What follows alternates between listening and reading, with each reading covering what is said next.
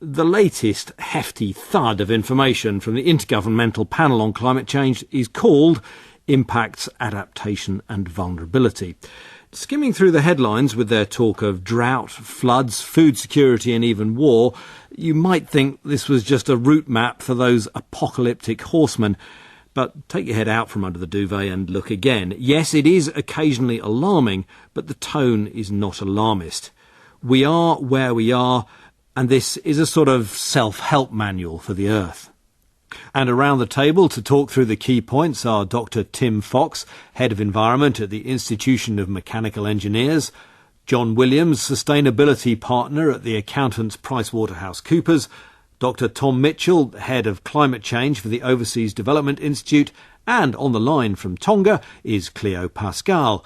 Cleo is Energy, Environment and Resources Associate Fellow at the International Affairs Analysts, Chatham House.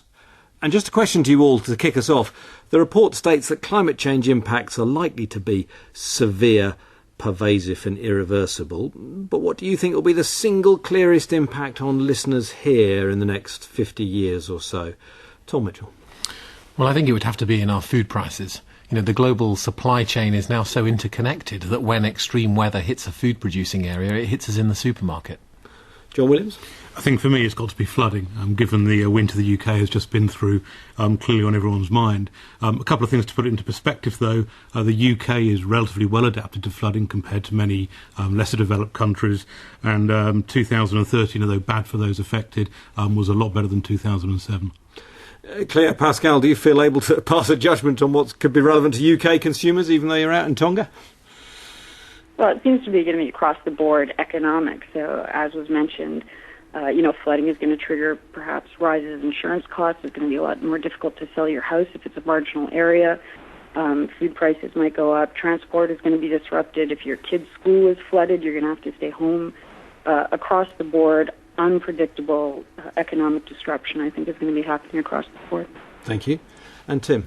Well, certainly I would agree with John that flooding is going to be a major issue, and we've certainly seen that in the last few months. But we mustn't lose sight of the fact that heat waves are projected to increase, and that this could lead to significant challenges in the centre of cities. Urban heat island effect could have a major impact on our urban areas.